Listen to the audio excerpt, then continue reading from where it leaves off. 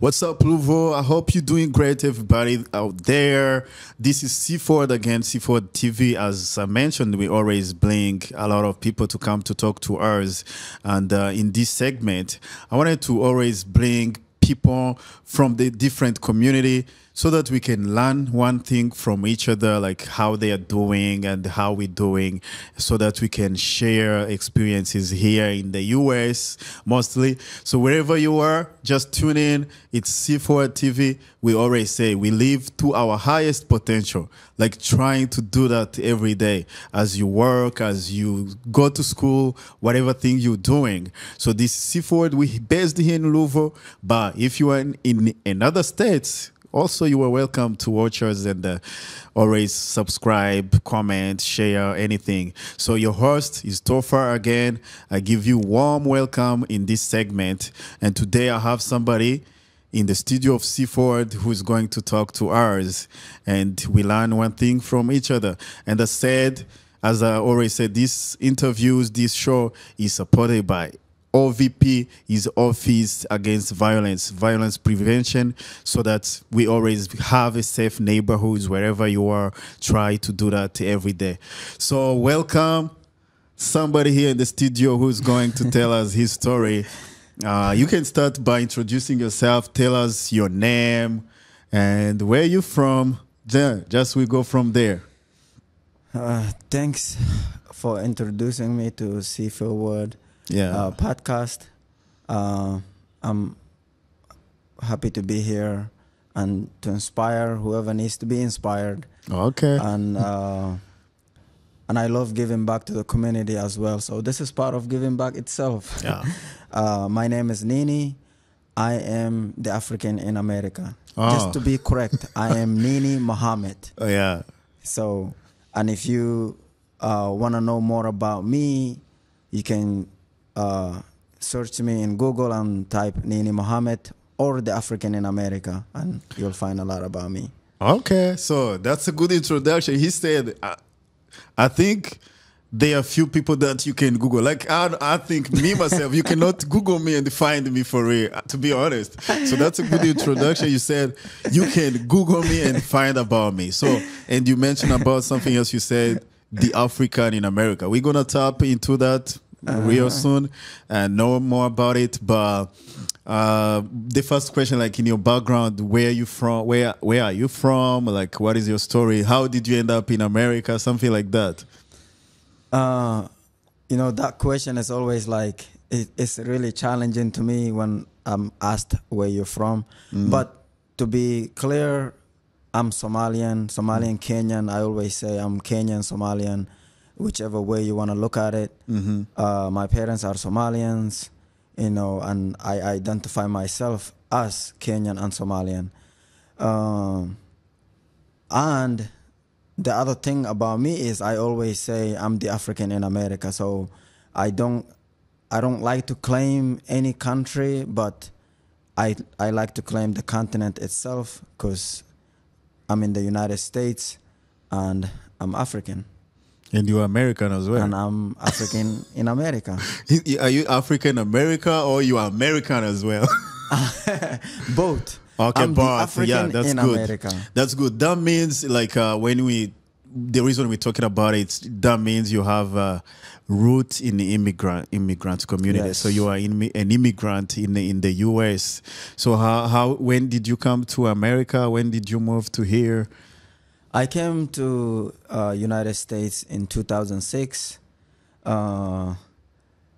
was a time where there wasn't many Africans, immigrants in the in Kentucky, and to be specific, Louisville, Kentucky. There weren't many of us. It was a few families, but now we have a lot, which is good because now I can look to my left and see a restaurant, African restaurant or African store or African barber shop, even African coffee shops. Yeah. And I can look to my left and right and find all those things. But before that, it was just like American stores Yeah. and Walmart, Walgreens, a Value Market. You might find one Somali store, but that was pretty much it.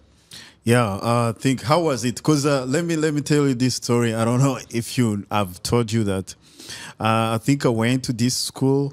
It's called the Newcomer Academy, and I was talking to the principal there, and she said, I asked her a question like, how many students or how many people do you think that have been trained in this school and they end up being successful or end up being like important people in their lives, and you can claim them, say, hey, I put something like I helped them to shape them.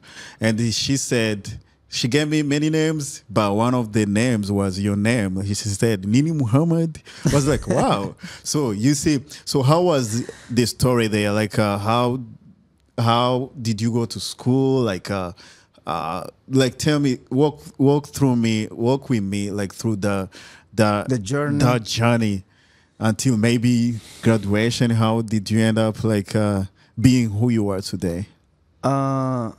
When we first came to United States, newcomer, the newcomer itself didn't actually exist. It was called Shani, but it was a separate part of where like ESL students can get connected and they can go to school like that. So, and it was at Shani High School. When I started, it wasn't many of us. It was a good number, but it wasn't many of us. And some of them, they were already going to different schools, so they were like pulled out. It was like somebody was going to Wagner, and they were like, okay, he or she needs to be developed a little bit, so we'll pull them out, and then we'll create this little spot at Shani. They can stay and learn there. And we had like, it was actually like, it was just a regular school, and we had just our own section. And for me, how I got this far was I was really fascinated in learning, because you gotta like the way I came to United States. I never went to school in Africa, so like I was one of those kids that like just causing problems and like doing all kinds of unnecessary stuff. But when I came to United States, I was a bit challenged by my father. My father told me like, oh, you're not gonna learn, you'll be this and that. So I took that as a challenge, as to tell him that like, hey, I'm better than that, and I'll have to show you. Since then, like I always looked up to people who are like authors. Like there was this author specifically, his name is Maui. I think he's Ethiopian. He has a book. Yeah. There is a book. There was a book that he wrote, and it was there at that time, and he actually came at that school to talk to us as immigrants. And I always said to myself like, I want to be that. Like I want to be that person up there speaking to these students, like which it was us at that time. So that itself, like I got his book. I didn't know how to read, but I got his book. So I had his book. I didn't read it until I learned how to read. So from there on, I'm like, okay, I want to write a book like this, but with my own story. Wow. So that just stuck with me, and I just worked, and I went to Newcomer at that time, Shani, 1 year. I went 1 year there, and then I went to Wagner High School.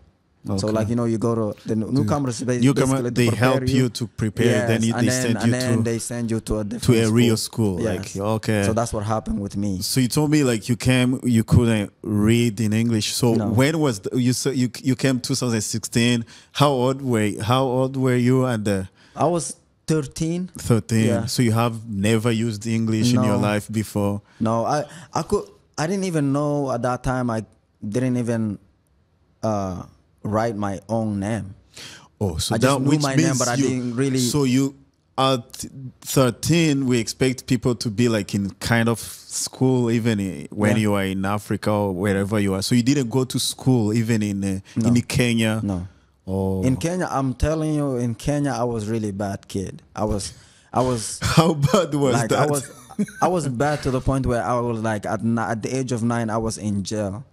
That's how bad I was. Wow. Like, I was there, you know, and I know people be like, oh, like Nini, like I was stealing. I was like, I was in a group of guys that like we were like in gangs. So it was, the only difference between like the kids that are bad here and the kids that are bad there is I didn't have access to guns. But if you do, like, you think you will be you you'll be that kind of kid using guns and stuff. If I did over there, I probably would have. But I didn't have access to those things. So the only thing I had access to is like probably like, you know, basic little stuff that couldn't harm people. Yeah. You know, and I was bad, but I wasn't bad where I wanted to harm others. Yeah. I was bad just to survive. You know, like, I understand. yeah, that was me. So I didn't go to school. My dad would send me to school. I would just go another way. Wow. Yeah. Yeah. Wow. That's amazing. That's why I love to bring people like you here. Then when we're talking about this, we're talking about somebody who can change their life course, like go to a totally different path. And you're gonna walk me through how you end up going a different path. So you went to school, you saw that guy, he inspired you. You were like, I'm gonna do this. I'm going to become somebody. And you took that decision. Yeah. And since that, you were a different person, you think? Yeah. It started with before I met that person that inspired me. It started with my dad first. Oh yeah, that's challenging. Like as soon as I came to United States, my dad was like, okay, you gonna go to jail. Like he literally envisioned that I'm gonna be one of those kids that's gonna end up in jail somewhere because of my history, how I was. And then in myself, I'm telling him, I'm like, we'll see. You know, like I gotta prove you wrong now. Yeah. But what really inspired me even bigger was this was like 2006, 2007, maybe like January or something. There was a letter that was sent to my parents. The letter, I opened the letter and I could not read. So I'm looking at the letter and I'm like, my dad was like, okay, read it, translate this letter. And I'm like looking at him, I'm looking at the letter, looking at him. I'm like, I can't. So I went and called one of our neighbors, and we played soccer together in the neighborhood. And I call him, hey, like, can you help me translate this letter? And that is the moment when I realized I don't want to do this anymore. I have to do this for myself. So I took the letter and he was reading it for me. Even the kid that I asked at that time, he also was like, you know, he was reading it, but he couldn't really translate it to my dad. And then my dad was, he took the letter. He said, see, you can't even read a letter. You can translate for me. So what good are you? You know, and mind you, the African part. Yeah, and mind you, I'm the oldest in my family. Oh, I wanted to know about it. Yeah. Then. So how many kids do you have in your family? How many siblings do you have? Ooh, like right now we are. At that time, it was only 5, 6 of us. 5 of us. Yeah, at that time it was only like 5 of us. Right now we are 10 of us. 10 in my house. That's a big family. In my house. And you the oldest. Yeah, in my house. But you know, in the other house, because I got 2 families. Oh yeah. You know, okay. as Muslim, my dad got 2 wives, and like we are like 18 of us. Okay. In total. All right. Okay. Yeah. And I'm gonna do that. And I'm the oldest out of all of them. You the oldest in all of them. Okay. Yeah. Then in that time, so you were the oldest. So were you the only one struggling with that? Were you the one who couldn't read? Did other sibling of yours, like your little ones, did they go to school as well? Or? Yeah, my little brother, the second oldest, he at that time, he was the favorite of my dad at that time, because at that time he was he had a lot of brighter, you know, like you look at some kids, they're like, okay, yeah, this kid got bright future because he's not a troublemaker, Yeah. he's this, and you know, at that time it was like that. But I was I was like, nah, he's gonna he basically he has no future, you know. That's the way I Okay. was looked at. I was like, at that Because time. for you, you thought somebody who has a future is somebody who's doing what you're doing, like maybe in the gang and yes, stuff like that. Yes. So like, What was the motivation though? What was like? Did you think maybe when we're doing this, like maybe stealing people, I can make ton of cash and be somebody? Because maybe you saw someone getting big names or become somebody because of what they are doing in the gangs or stuff like that. so when I was in Kenya, when I was stealing and stuff, I just wanted to make money, so I didn't have to go like ask anybody anything or have to like starve myself or Yeah. and doing that, I didn't really struggle like most of the kids were, because I was always like, I would I would come to your shop and I steal your stuff. I would go to I would go to my neighbors and stuff. Like I'll like, you know, sometimes in Africa, like they like people have like corn set up somewhere, flour, like, you know, different type of food, like just stored somewhere in their house. I would go to your house and take all that stuff and go sell it. Wow. And then I will use that money to either buy like actual food that's already made and stuff like that. But then when I came over here and I was trying to understand How the to system. do it? How to do it in America? Okay. Yeah, but I also didn't want to go to jail here, because I was learning about a lot about like, oh, if you go to jail, this was going to happen to you, this was going to happen, and I was kind of scared about that. So and I told myself like, I can't do this here, so I need to do something else to change my life. And the schooling thing was like, it was a match for me, because now I have something to focus on. Yeah. Before I didn't want to focus on the school, because, you know, in the refugee we all struggle, like regardless of who you are, like, you know, we were all struggling. So, you know, I didn't want to add that struggle in the school again, you know. So yeah, that's why when I came over here, the motivation was just like, I need to show my dad that I'm not the person that he thinks I'm going to be. Okay. And it took. When we're still there, let me ask you this question. So, there's this thing they say, African parents, and the way they're so strict and stuff. Do you think we have this kind of, like, what they do as a contribution, if I would say, in a child's mind? Either it can be motivational or it can be destroying. Like, if they tell you kind of stuff like that, you end up being somebody who's different because of how they treated you. Do you think?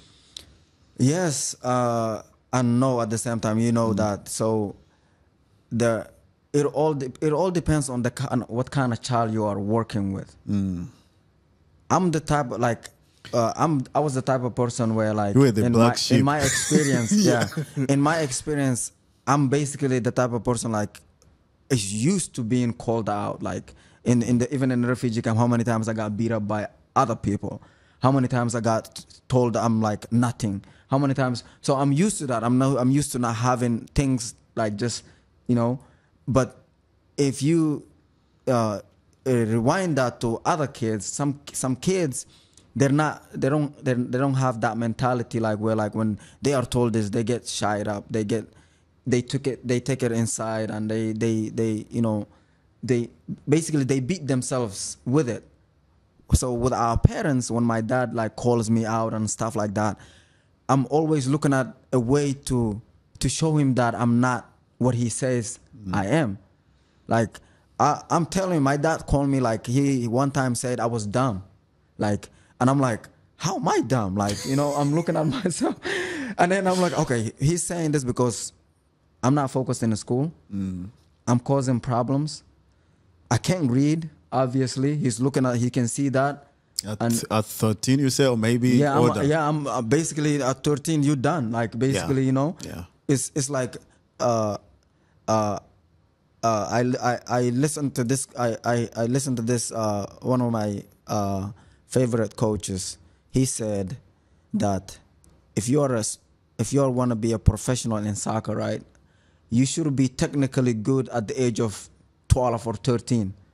15 is just about like your attitude and how you're gonna move, the way, you know, all that stuff. But as long as you are good technically in that age, you have way of making it to professional. So with me, I had the attitude of like changing, but like the ways was what I had to figure it out. With my dad, is like with any African parent, not just my dad, obviously, but with any African parents, it's like they are really hard on us.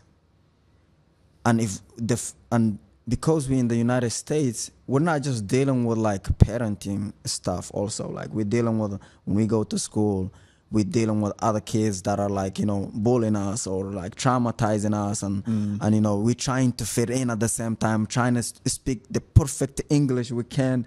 You know, how many times I got called my English. I still, to this day, I have kids make fun of the way I speak the English. Yeah. But I'm used to that. Like I'm like you get that tough skin. Like you know, can you understand what I said to you? Yeah. Then what other English do you want? Yeah. So you have to learn to move your way around what your parents tell you. But most of the time we take it to the heart, and then it's difficult. And there's a lot of kids right now, if they are watching this podcast, they're probably going through it. It's a lot of misunderstanding. Yeah. It's like it's not like I don't want to be my parents' child. It's just that like I don't like the way my parents I don't like the way my parents treat me in a way, because they think, oh, he's a traditional. We back home, and you have to do this and you have to do that, but that's the way they were raised. So, and the kids here struggle with that because they are growing up in a whole new world, and new world, you know. Yeah. So that's pretty much on your book background. We talk about like your history, which is really different and amazing. So we going to talk about like how you changed the thing. Like people maybe they assume this, they assume that you now gonna be this person, and you end up changing the course and become somebody. We end up maybe we talk about the programs you run, and see how that background, even I think that background is the one which made a lot of influence on what you do, because you wanted other people to do not go through what you went through. So tell me about your educational background. So you went to school, you learned to read, and you end up graduating universities. I mean, that's an amazing story. Somebody who can't read at the age of 13, maybe and above, you're a teenager, and you can't even read. So that's hilarious. My educational background is a little complicated, because even when I was in college, I was still learning to read. Wow. Because imagine, like when I came here, I didn't start in middle school, which I was supposed to start in middle school.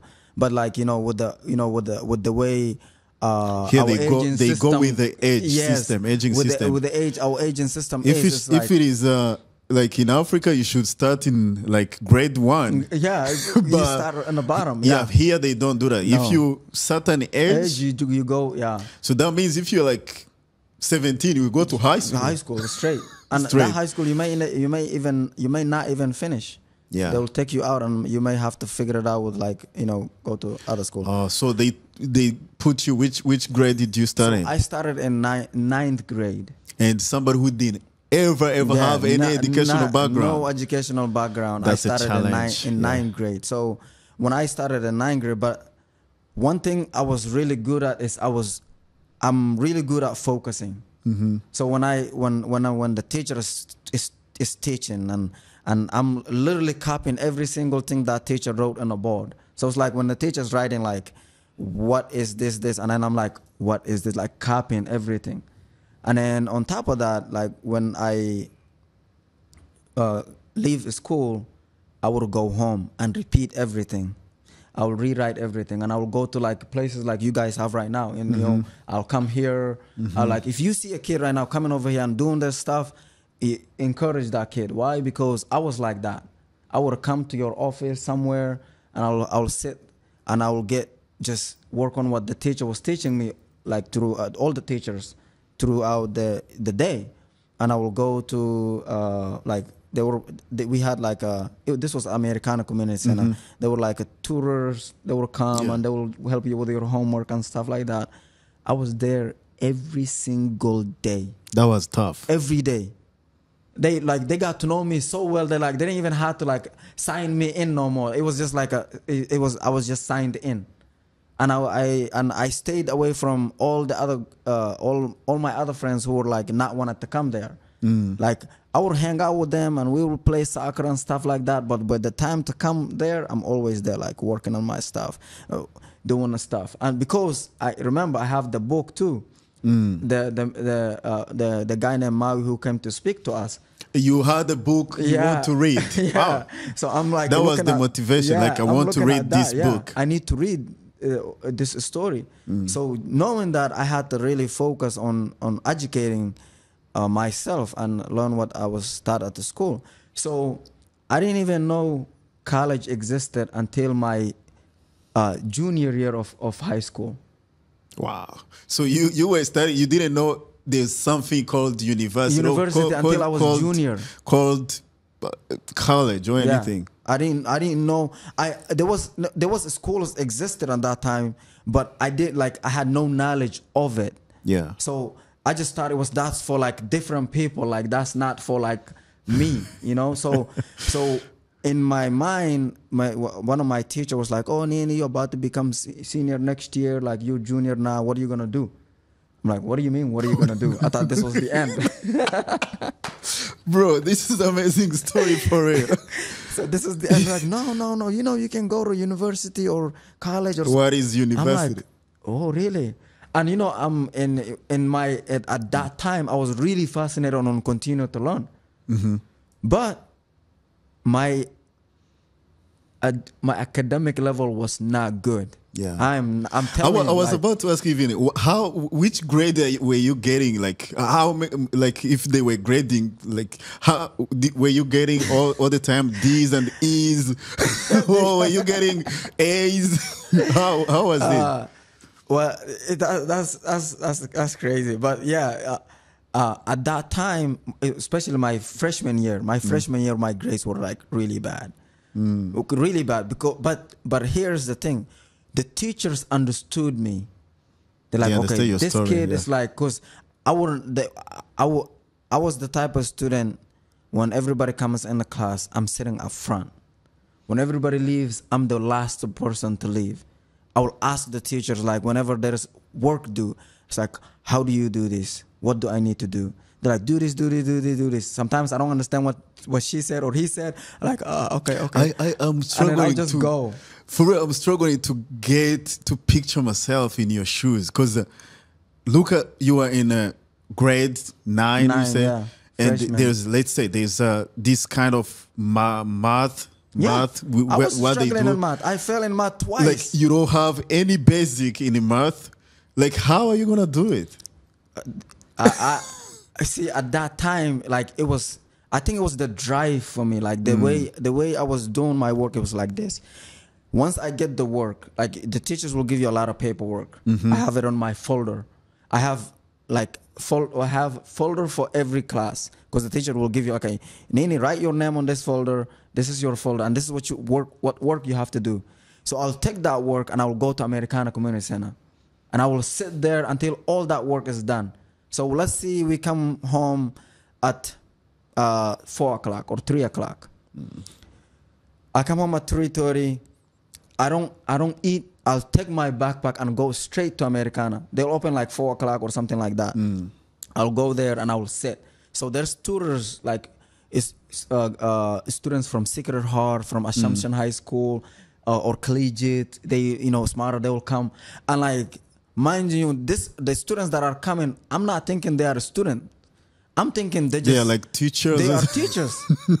So I'm looking at them like they're not like they could be my age, they could be younger than me, and I'm looking at them like they are teachers.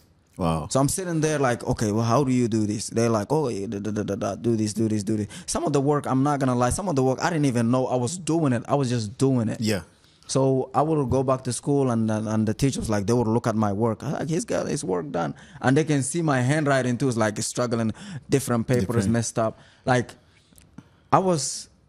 if I tell you, you would not believe this. I was in my, like, when I go home, right, I would eat dinner. Like, let's see, 9 p.m. Usually, in African house, we eat our dinners late, right?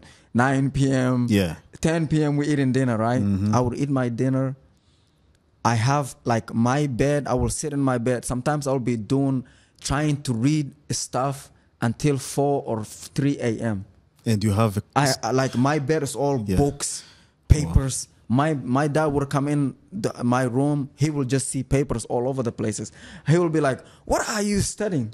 Like, what is all this?" That's a rocket science. He'd be like, "This guy is working for NASA." Because my mentality was like, my dad doesn't believe that I can do this. So if my dad don't believe, I'm pretty sure a lot of other people won't believe that I can do it. So the only thing I was focused on, I needed to learn how to read. I'm telling you, I was praying to learn how to read. I would sit in my prayer. I'm like, I just want to read, nothing else. I just want to read. That's it. Like, that was really like inspired, because I'm like, if I can read, then I can write. But the fact that I don't know how to read, it was a problem for me. And that time you were already like 15, right? Yeah. Wow. So I'm like, I need to focus on to read. So I'm telling you, like you will not believe that, and I can swear to you on this. I would sit and pray to learn how to read. So you were thinking like maybe it will come like miraculously, like a miracle, and you wake up in the morning knowing how to read. Yes, but it didn't come like that. I had to go to America, and I had to go to, I had to stay after school, they have after school programs. I had to say those things,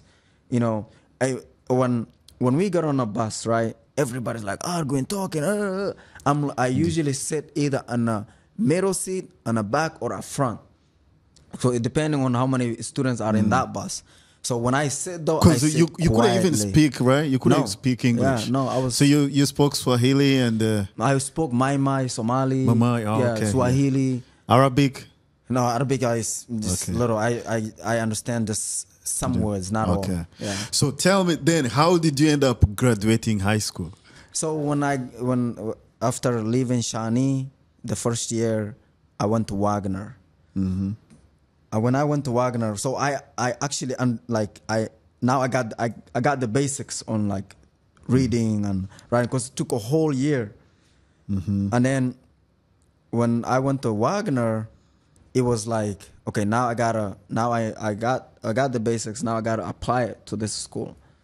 So the school, I did the same thing. I didn't hang out with a lot of people. I did still do what any kid would do, riding bikes and going to supermarkets and stuff, like hanging around, playing soccer and stuff. But I always, when I went back, I took a shower, I'm in the bed reading, trying to find something to do with my schooling and stuff. So when I find out about college and stuff like that, it was crazy, because the college itself, right? There was one of my friend at that time. We played at school. We played soccer at the school.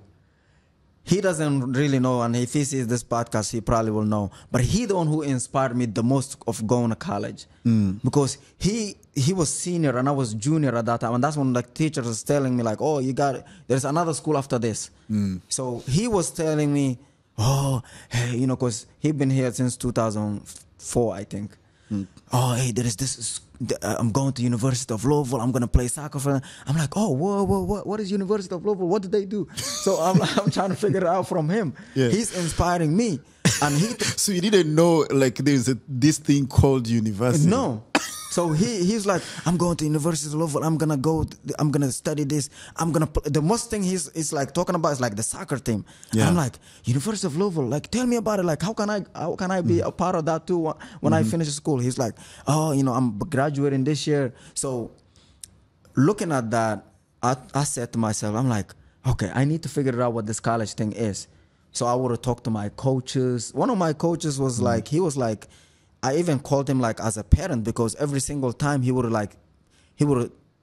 like the one that's like directing me, correcting me. Don't do this. Don't say these words. Don't, because the way I learned English was like like a little weird, because imagine I'm watching movies and I'm catching up what the movies are saying, and I'm saying it to you, not knowing what they are saying. So like there was a lot of curse words that I was using at that time, and I thought it was normal. Because you saw in the movie they were using curse words, and so was I was using that at the school. Oh. Yeah, and I was but I learned in later on, like I was like, wow, I was really calling people this kind of things. Oh no, this is an amazing story. So once I became senior in high school, it was like, okay, what college I want to go to. So you already knew, like there's this thing called college now, I have to go to. How do I go now? Okay. That was the question, and I'm pretty sure there's a lot of students right now are like faced this issue, like what can I do to go to college now? So the only thing that I'm really good at is soccer. Yeah, so we talk about that because I think you mentioned that a lot of times. So were soccer playing a lot of role in your life at the time? So were you playing soccer for the high school team? Yes. Okay. I was playing. I played soccer. I started my sophomore year to play for that school, because freshman year I didn't even touch any soccer ball. Yeah.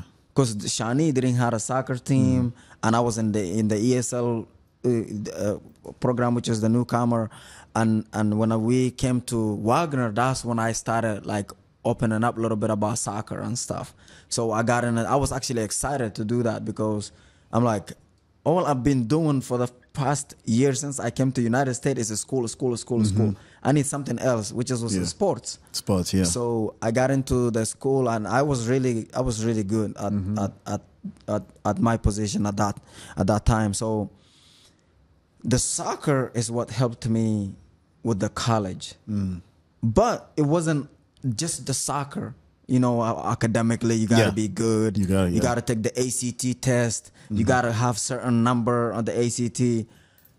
I'm telling you, when I took my ACT test, I don't know. So ACT, what is it? ACT is like it's what is ACT? I think is it an exam you took to graduate high school? No, ACT is an exam that you take to get like a scholarship for school. Oh, okay. And it's an exam, but like they will determine like how well you did and what money they will give you or whatever. So, or to get into school, you have to have like if you want to get into UK, you have to have 18 at your score. University of Kentucky. Yes. Okay. Or you have to have 18 or above. Like, and you can have lower. How much did you get? So in the ACT, I took it 4 times. The first time I took it, I had 11.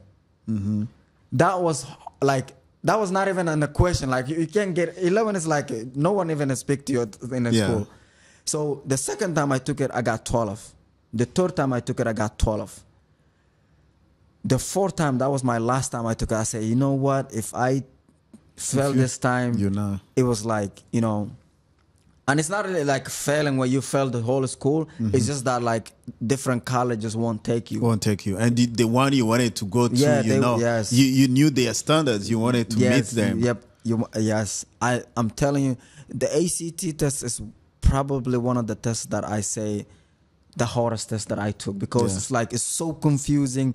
The answers look the same. The questions just looks like it's repeating back and forth. Yeah. So when I got the 12, I told my teacher, like, I say, what can I do to raise my score in this? He said, oh, here's the study guide, here's the thing, here's this, here's that. So you're looking at this. This study guide is confusing. Tell me, like. So like it's like what? you know, because the ACT is supposed to be everything you've been learning. The school is in one. Now you gotta pass. They got math session, science. They got history. They got, and then depending on how your grade level is, I think you'll take certain, you know, because you apply and then you look at they know which you need to take. Yeah. So when I had 12, when I got 12, it was like I'm like what, how, like this is like I gotta do better. What do I do? What do I do to raise my score? What do I do? So and I that because I'm senior now, I'm applying different colleges. I applied for UK. University of Kentucky. Yeah. So for the sports, one of the top university here in Kentucky, I think, right? Yeah. So UK, I got accepted to UK. The soccer, like that, you know, they got accepted in so many different level as well. So the soccer team accepted me. They said, "Hey, we want you to come. We got this for you." I even went visit there. I took a tour. So I was excited. I'm like, oh, all blue is cool. I'm going to go there. I'm excited. Yeah. But they said you got to get this ACT 18. Without that, you're can't not going to go. Yeah. And I'm like, okay. So I'm working really hard. And, you know, at that time we lived in this neighborhood called Park Hill. And I had to go from Park Hill to University of Louisville to take my ACT, which was like 15 to 20-minute walk. It was December this time. It was so cold. It's snowing. In the winter time. Yeah, the wind and I'm telling you, like the snow will come right here. Like and you were I'm walking. Yeah, from Park Hill to University of Louisville. I'm walking. Because at that time, like, I asked my dad, like, man, you always talking about school. What are you talking about? Like, my dad didn't have anything to do with it. And I'm like, okay, you know what? I'm the one who wants this. So I got to go. So I went there. I remember there was this one kid at that time. He's grown now. That one guy, at that time, him and his mom was in a car. They were driving. They just came from, I don't know where they came from, but they saw me walking. And me and him, we go to the same school, Wagner, at that time. He was like, Nini, where you going? It's too cold. You're gonna get sick. Yeah. And I told him, I'm going to take my ACT test. You crazy? Why don't you get a ride or something? Because it's too cold. And I said, hey, I don't have a ride. What do you want me to do? Like, you know, and you can't ride a bike, which I used to, because it's snowing. Yeah. So that dude, since today, if he sees me, he remembers that day. Yeah. So, but they end up giving you a ride, right? No, they didn't give me a ride. They left. I walked to that university. I went there. But the guy I'm talking about right now, he's a doctor right now. Wow. Yeah. A physician? He's a doctor. He just graduated like a year ago. All this time he was going to school. Wow. Medical doctor. Yeah.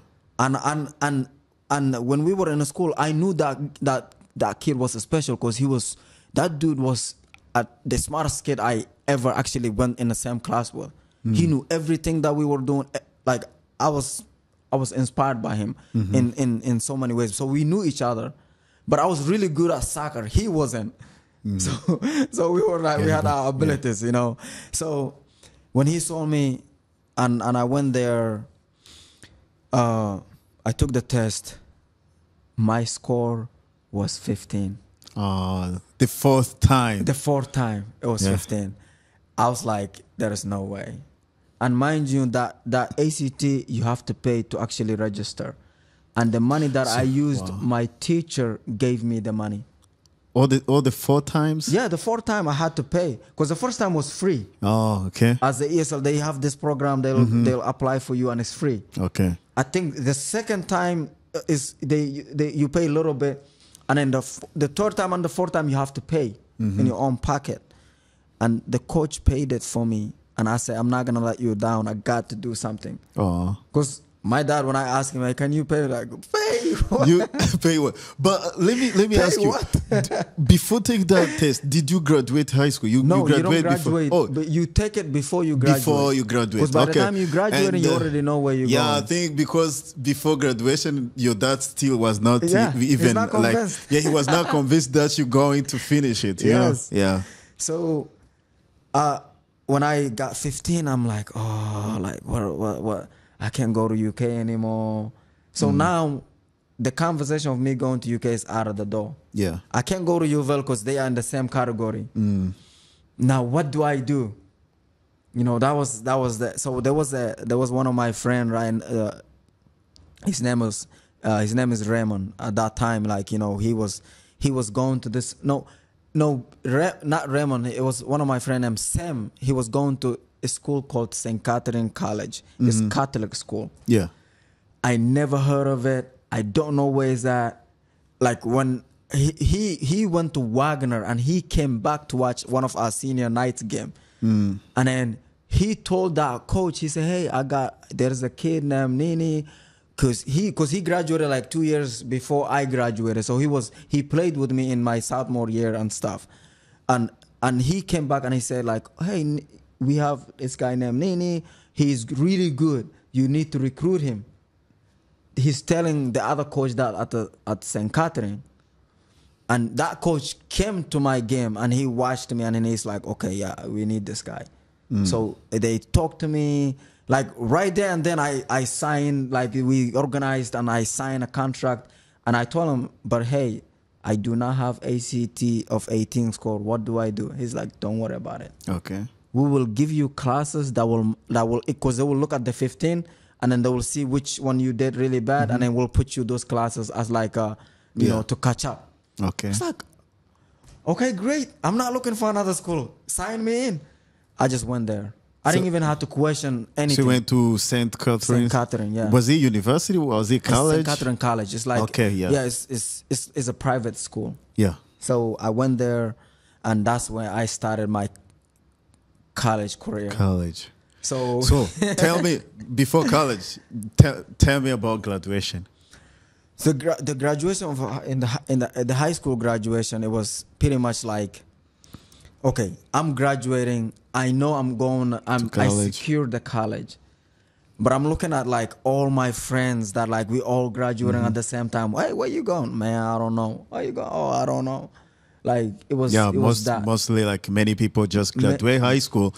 They even do some parties. Like I know in African communities, they do parties and just over. We don't see kids going to college. Yeah. So with me, when I graduated, I told my siblings and my parents, I don't want a party.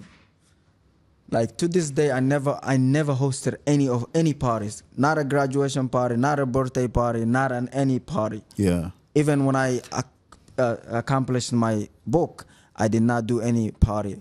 But my dad, on the other hand, when I graduated from high school, he was kind of excited at that time. He was like, oh, yeah, he can do it. Yes. So he was excited, but not the excitement that I want him to be excited for. Yeah. He was excited. He was excited because now he's like, okay, I got somebody who's going to help me now. Now you got to start bringing in money to the family. Yeah. That's why he was excited. He was like, okay, now you graduated. Now it's time for you to get a job and start bringing money. And I'm like, no, it's not time for me to start bringing money yet. It's time for me to continue to go to college. Yeah. And then that's when like we clashed with each other again. So what about the book you were like your motivation? You were like, I need to read this book. Did you end up reading that book in that time? My senior year is when I started my junior year is when I started reading. Reading his book. It was not as good, but I was reading. Like I could read the book. So I'm reading the book. The book's about this big. It took me a year to finish it. Okay. So did you find the story quite interesting as you thought? He's Ethiopian. He went through basically the same journey that I went through. He was a refugee. He came here, he established himself in so many different ways. And I'm like fascinated. I'm like, oh, like okay, I can write a book and I can can be like he could be, you know. Yeah. So that's when I started writing my book. So you started right away to write yours after reading his story. Yes, I started writing my book. This was like 2010. I started writing my book. Okay. So okay, you will tell me about it. Just tell me your journey in college and you finish it. What did you do in college? Like what did you learn? So when I graduated from the high school, I went to the college. When I went to college, it was this is a small school. Everybody knows everybody. Yeah. So it's in a countryside too. It's like a lot of cows behind the school, a lot of just a lot of like So at the school, I'm like, okay, now I'm in a school. What do I study? So I wanted to be a nurse. Because that's the only thing that I knew is like, okay, like I don't know what I want to study. Like, I'm gonna be a nurse. So I registered for the classes and everything. For the nursing school. Yeah, for the nursing classes and everything. And I went the first class I went to, like you have like they give you like there's this regular classes that you take, and then you got 2 classes that goes towards your major, which was the nursing major. So the first class that I took in that nursing class, I was like, no, that's not me. I want to do this. Okay. I left because when you order the book, there's like this human analogy and like how to read all this stuff. And the physiology. I don't want to do this kind of stuff like this. No. There's got to be something that I got to do. Yeah. So I had a psychology class that was one of my like there was one of the classes that you're supposed to take. You have to take in that psychology, major. sociology. Yes. I think And then that class was just inspiring. Like it was giving you something you want. Something that I wanted to do. Like I was like, what is this class? Like I'm learning about humans, how human nature, behave, how to interact with them, with people, and like and I'm. I think it was called like a development in humans or something like that. It's like I need to take this class. I need to have a major something like this. And then that's when I went to speak to my advisor, and I said, hey, I need to change my major, my degree. And they said, what do you want to do? I said, I want this class. Whatever this class is, whatever major this is, I want to do it. They said, this is a psychology major. Do you want to do psychology? I said, yeah. Whatever.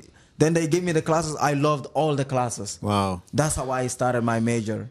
And then with the studying psychology, the advisor was like, the first time he met me, he's like, are you sure you want to do psychology?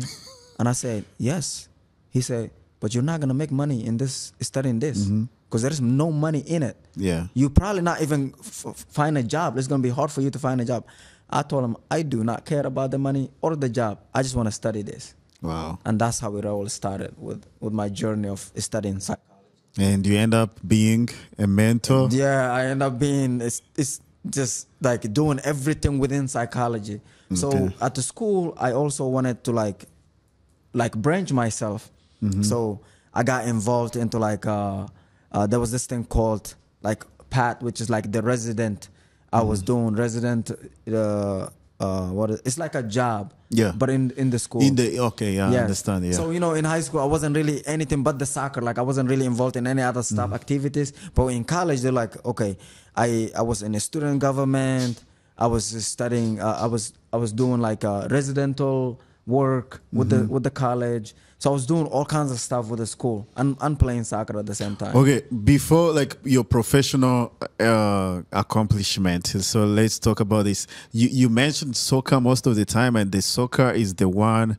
I think soccer helped you to get into college, to get everything. So I would say it's a backbone in your story. So why did you not consider ending up being maybe a professional soccer player and become like somebody we know in the soccer industry? Soccer industry? Because I think the way you said it, I think you mentioned that you were good at it. Yes. Yeah. So one thing for sure was at that time there wasn't Louisville City, didn't exist. Louisville City didn't exist. No, Louisville City just happened like what 2012, I think, maybe 2013, something So it like that. was small or anything? Yeah, there was no even it wasn't even like at that time. It was just like small club teams.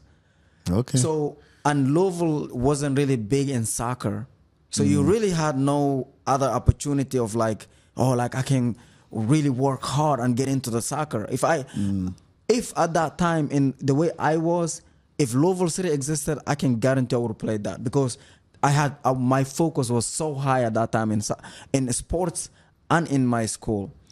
So, but I did went to like different like PDL like which is like professional development soccer and stuff, and I played different club teams, but I didn't look at it as like something that I want to take on to become professional at it. Because like when you focus on something, you'll become you'll do really well. And I didn't really focus on that part. I just focused on my education was the most important thing because I told you I was trying to prove my dad wrong.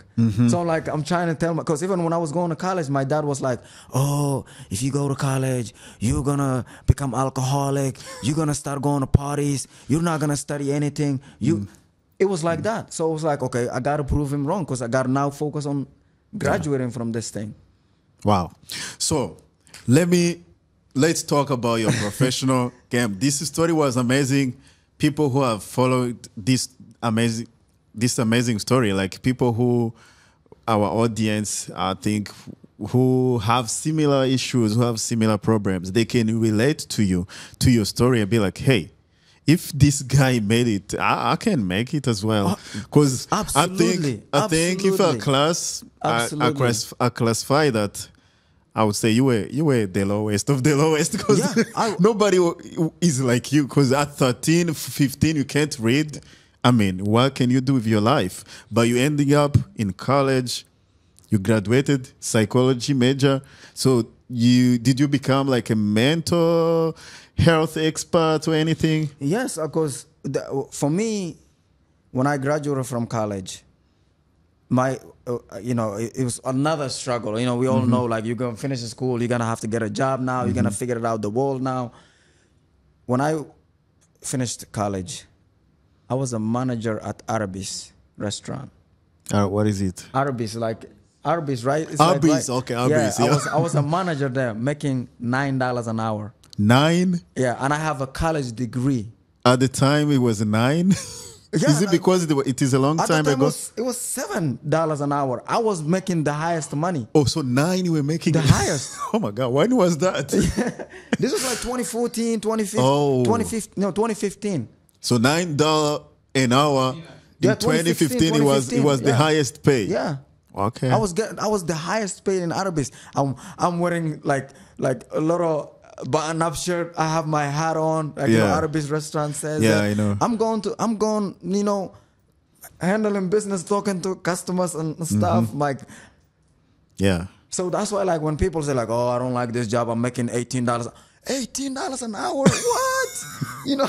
By $18 today, it's nothing. I mean, you're right though. The like inflation, things dead. But it was 2015, 2016. So 2015, it's getting like a paycheck of like 300 was like a big check. Yes. Okay. So I started. That's how I started, and then when I graduated from college, I actually went to Spalding University for my master's degree. So when I went to my Spalding degree, from college to masters, man, that's so crazy. So I went to Spalding. The only reason why I couldn't graduate at Spalding is because I was just driven like education. So I'm doing 2 jobs. I'm going to Spalding University. I'm taking care of my mom at that time was pregnant and she had my little brother, and she had my little brother, but she was in a hospital. So I'm the oldest. I'm taking care of my little brother at that time as well. So I'm like cooking at home, taking care of this, my other brothers and sisters. They're all in middle school, high school, like elementary. So they all like on top of, I'm the only one like, so I'm doing all these things while also writing my book, The African in America at that time. We'll talk about it in a minute. Yeah. So all these things is happening, and I'm going to Spalding University. My masters, like the masters at that time was so confusing. I'm like, this is the most challenging education I ever done. So, and I couldn't do it because my advisor at that time, she was like, hey, Nini, you know, she met with me. She said, Nini, you're still very young. You still, like, you can go get some experience. You have the drive. You have the attitude. But you need experience. Like, because masters is about experience. It's about understanding what you are working on, what you are working with. It's not, but once you understand that side of it, and many of the people that I was in school with at that time, they were like older than me. They were like, they all had kids, most of them. They were already like, you know, and me, I fresh out of college and I'm in a master's.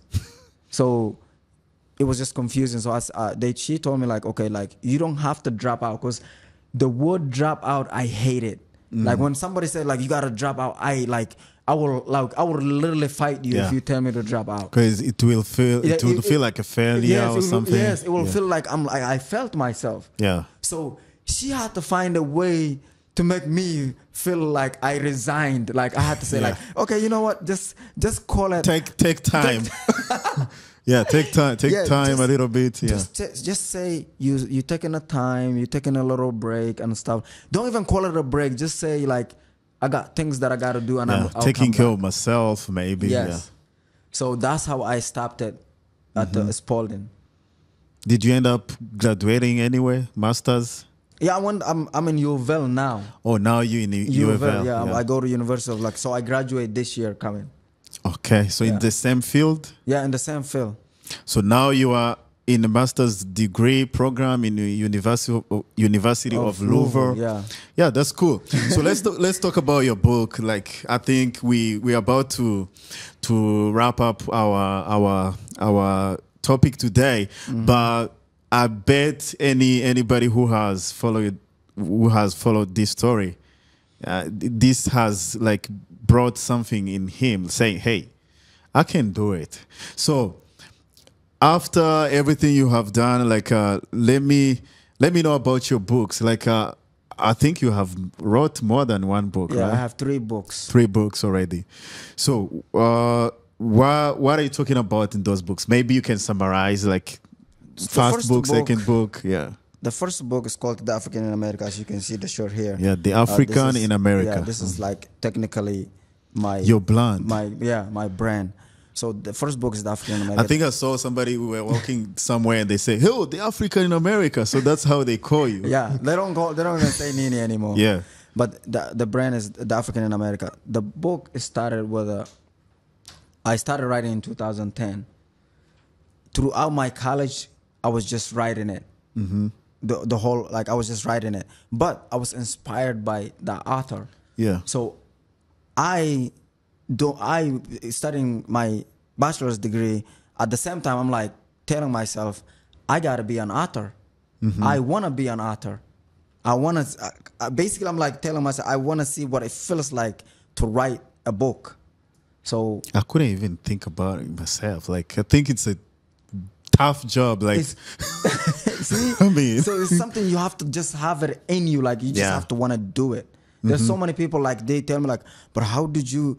But it's not. It's like I wanted to do it. Like okay, I have to become an author. So I'm writing. I'm getting developing different skills to write that book. It took me what? I published the book in 2017. So I was writing for 7 years. Somebody who couldn't write, somebody who couldn't read, and publishing a book. Huh. So did you find a publisher and you publish it somewhere? Yeah, it was the first time I wanted to publish. I got scammed, by the way. It was like I connected with somebody. They were, oh, I'm going to help you publish it. I paid $1,000. They edited for me, but they didn't do nothing. Yeah. So, but I learned something. You know, I created an Amazon store for my books. Then I connected with another person. They helped me. Like I paid them $500. They edited. They helped me edited and helped me publish it.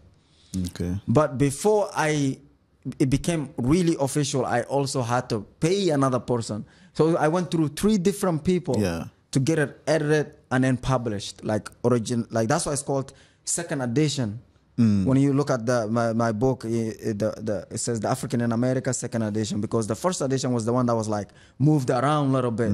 So the second edition was like is revised and everything was like, you know, put together, really good read and everything. I think we're gonna put some links in the bio so that you can see like where you can get those books. So the African America, what are you talking about in that the book? African in America is based is a story of me and an immigrant and how I came about in like how I was brought up to like coming to the United States, the struggles that I faced and the struggles that many immigrants face. It's not just me. So the struggles that many immigrants face, and also trying to make life happen for themselves as well. And I called it the African in America. First, I had a list of names. Yeah. Like it was, okay, so I call it this, I call it that, it was like a bunch of names. And then I even asked this one teacher, I have to give him credit, because I was a bilingual instructor at Western Middle School at that, you know, in 2016. You were a bilingual instructor? Yeah, bilingual instructor. So you end up teaching. Yeah. Okay. So, you have a lot of things. I think we need to like maybe second episode to do this, because we have a lot of things to talk about. I was a bilingual instructor at Western Middle School. There was this one specific teacher. I was always talking to him. I said to him, I'm writing a book. And he was like, you writing a book? Because you know when you tell people you're writing a book, they're like, they don't believe you, right? Yeah. So I got all this, I listed all these names, and I went up to him and I say, hey, I need your help. I'm writing this book, but I don't know what title I want to call it. And then he looked at all the titles that I had, and he said, what is your book about? My book is about this, and I'm trying to make sure like African immigrants and African Americans understand each other, because we have the misunderstanding in the way we are raised and the way we are brought up. But I'm talking about that in the book as well. So, you know, and then he's like, this is what you should go with. The African in America. Yeah, so I'm like, are you sure? Because there was like other titles that I was really fascinated about making it, you know. There was one title that's called The Many Lives of Nini. The Many Lives of Nini. Yeah. Okay. So I was gonna call that the book, and he was like, nah. This was what fits.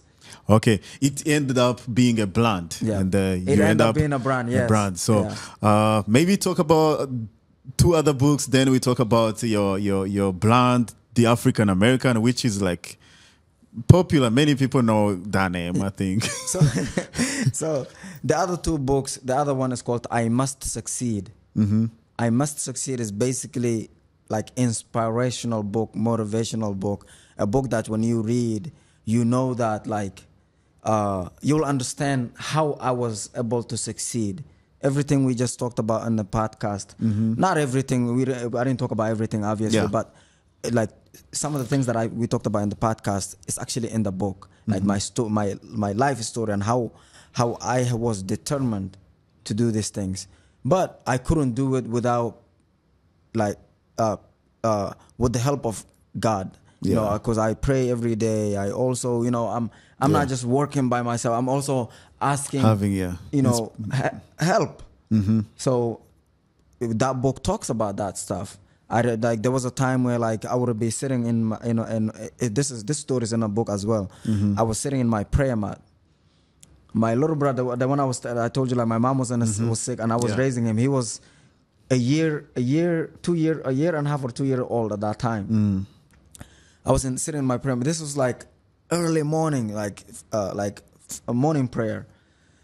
I'm sitting in the prayer. I just finished praying, and I'm thinking about all the stuff that's going on in my life. This was 2016, 17. Because I'm like, I done all this thing. I still feel like I'm a failure. Yeah. You know, but at the same time, I'm like, I'm not giving up. So I'm sitting in my prayer. I'm like just thinking about all these things, and I'm like crying. And then my little brother came. He sits right in front of me while I'm crying. Like my tears, like he literally got up and like he's trying to talk to me, you know. And I'm like I clean my tears. I'm like started laughing with him, like playing, like you know, like nothing happened and stuff like that.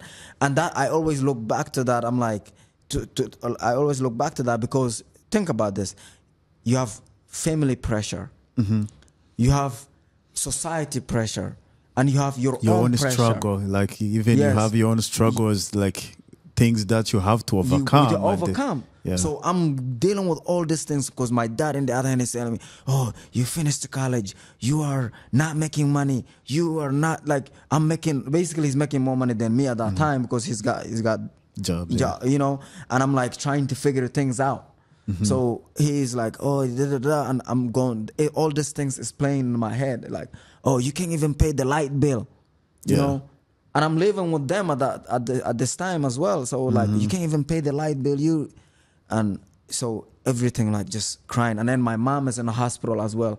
I'm also in the master's at the Spalding. So and I'm writing a book. So it's all these things happening, and I'm just like just crying. I guess that's what you call, I don't know, stress or depression or whatever. I don't know what do you call it at that time. That's a stress, and you can break down because of a lot of things coming at the same time. At the same time, I'm telling you, my mind was like racing. But I'm sitting on a prayer mat. I just finished my prayer as well. But I'm like sitting down, just all these things just happening. What can I do? How can I overcome this? What do I tell my dad tomorrow about like not having enough money to pay this? How it's just how I'm praying like my mom is in the hospital. I'm praying my mom to get better so she can come home and help us in this situation as well for the helping my brothers and sisters. So it's just a bunch of stuff. Okay, I got 3 different assignments that I gotta go through that for my masters. Like I gotta write paper. There was like 20 pages paper that I gotta write. I'm thinking about that as well. It was just too much. It was too much. So I must succeed. That's what I was saying. Like many immigrants relating to that because they always juggle around a lot of stuff at the same time. Sometimes it can get to them, and really, you're right. They fall into depression, stress, and they think they're not gonna make it. That is anxiety disorders and stuff like that. So you end up making it, and you have the African American. You have the I Must Succeed. What the other book? The other book is the other book is called Nothing Is Ever New. Nothing is never new. Okay, Nothing is ever new means like everything we are doing is not new.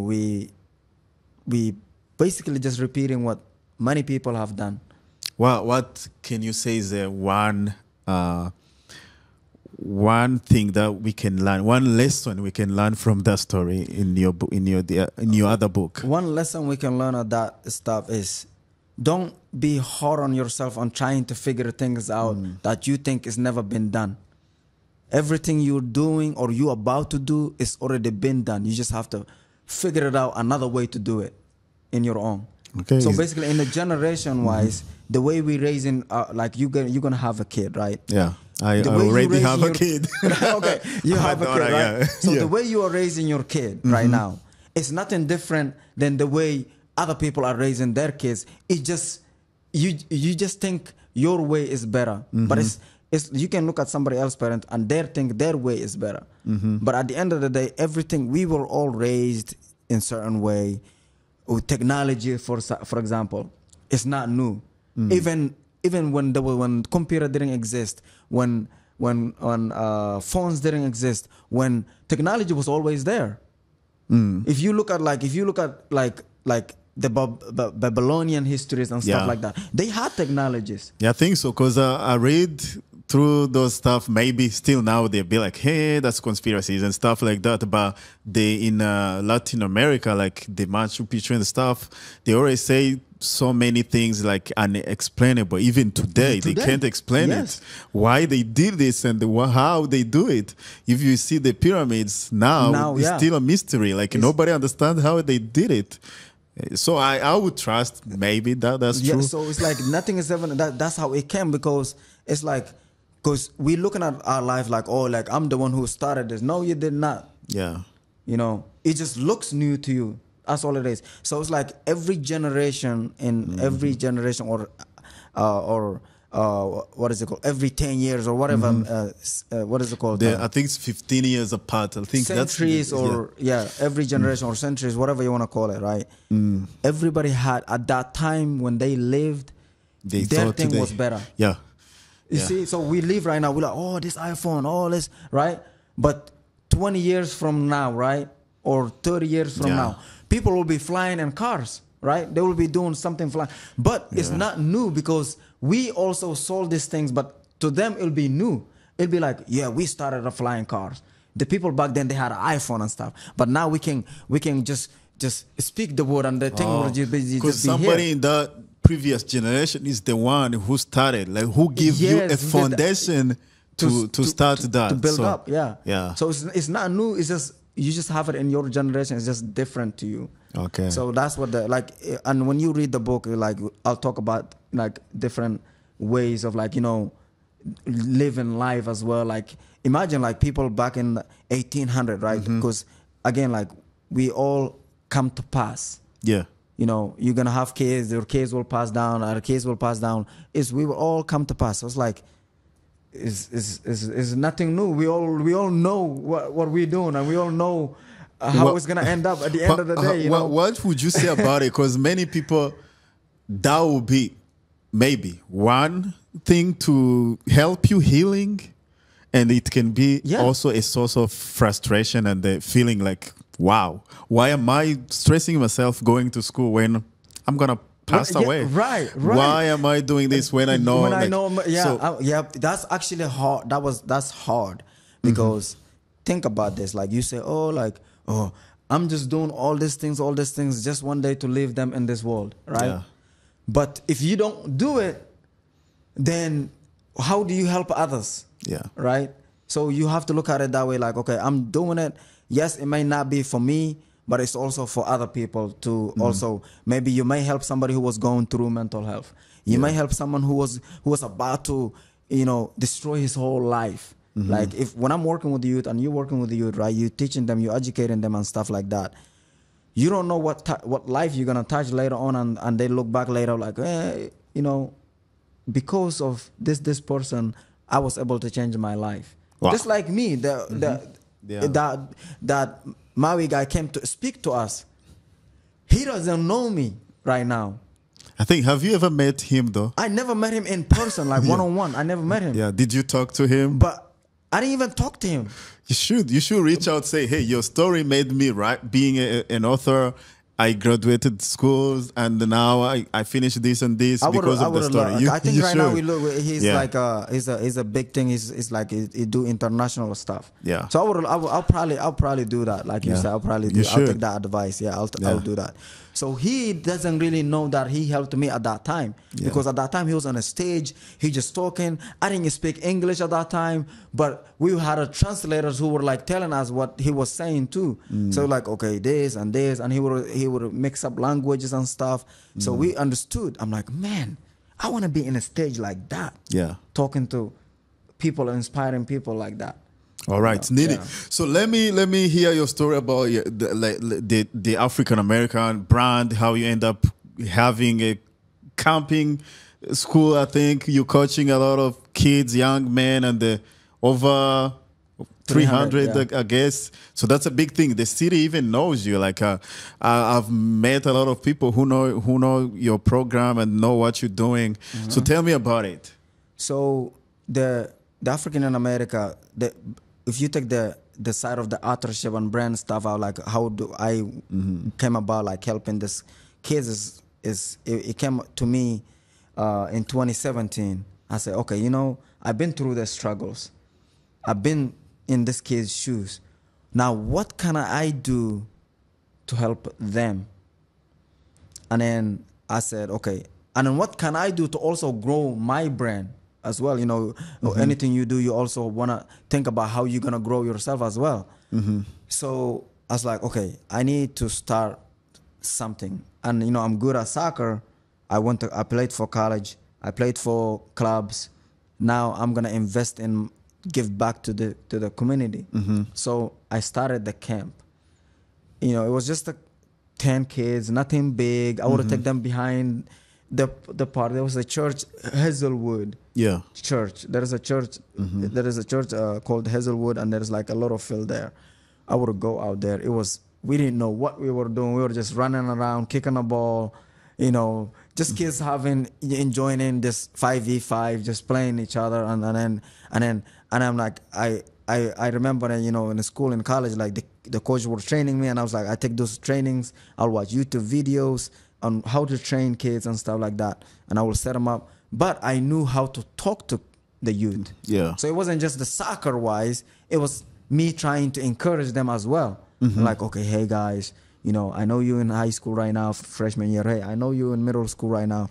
You got to do this. You got to do that. As African kids, we hard-headed, and they don't just automatically listen to you. Yeah. You have to be consistent with what you say to them. And also they got to see you do it too. Yeah. So they say, like, when somebody sees you, it's better than just telling. Yes, not just telling you. Yeah. So everything that I'm telling them is everything that I do outside of there too. When I tell them that, hey, don't give up on yourself, I'm not giving up on myself.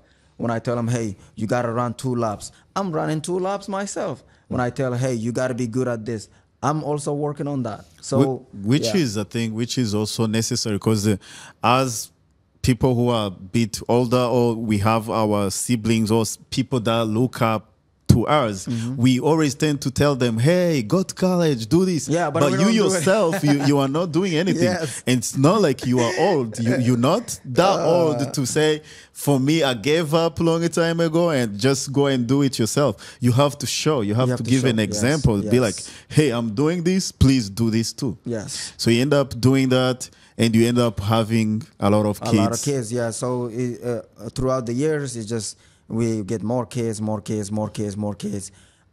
now it's just like, and mind you, this kids, it's not just like I would go from 2017 to 2022, 2023. I would go to these kids' houses, pick them up, drop them to the field. I'm telling you, like, all this time it's growing. The number is like 50 kids, 80 kids, 100 kids. So it's like I have my car. I bought a truck.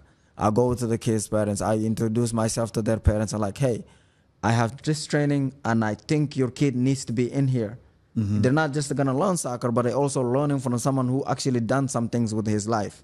Yeah. So boom, like, okay, like, I'll take them, I'll train them. They come back home, they tired. They don't do. They're not getting themselves into trouble and stuff like that.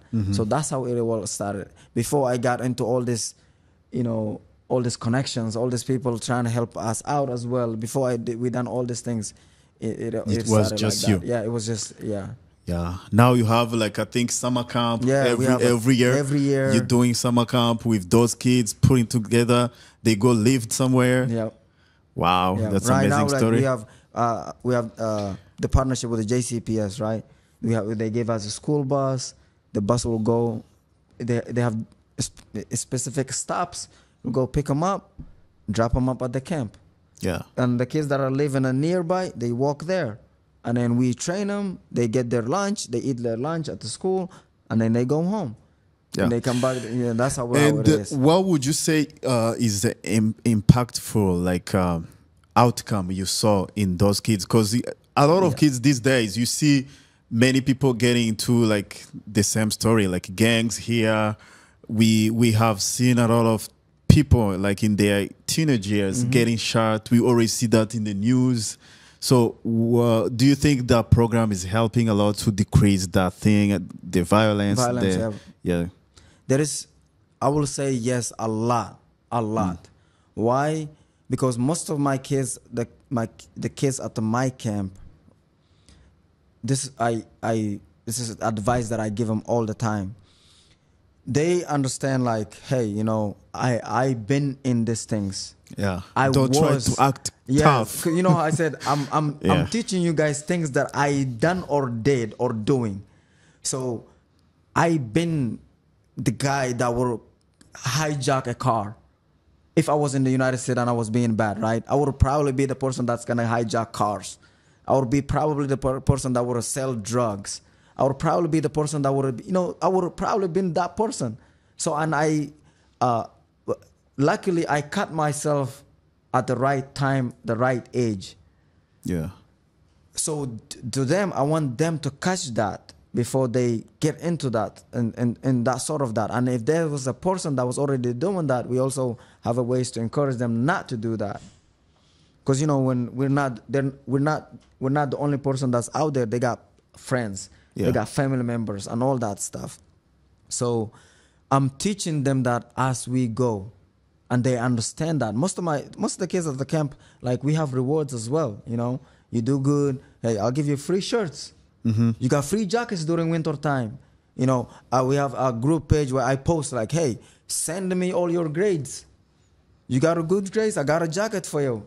You know, they know that. And then we got a little bit of organized, hey, Louisville City offered us to go see one of their games. Yeah. But I need you to send me your grades before we go to see the games. We go there. Yeah. You know, they'll send that. Oh, hey guys, I want to take 5 of you guys to hang out with me and go to the movies, but I need to see your grades. Yeah. So it's like saying different things, doing different things, and you know, any kid that who would want to hang out with us is like they love that. Like, you know, so we go to bowling, we go to movies, we go to like Malibu Jack to ride those cars, and we the kids too.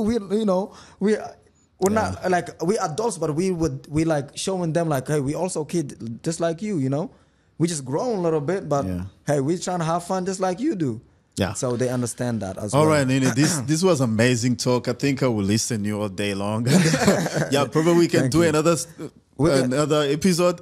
But the main reason that we were talking about this, like, see, somebody like him who been through a lot, like coming from immigrant community, from another country, not speaking in language, and with his another typical story of his, somebody who been into trouble, and those kids that you can label as a failure in the community, when they have the right help, they can turn out to be good. Yes. Like for him, ending up being in college, somebody who couldn't even read. I imagine somebody who have never been to school and is showing up in a freshman year. Like you're talking about math, you're talking about language, writings, and you can't write. Biology, and everything was new to him, and he ended up writing his own books.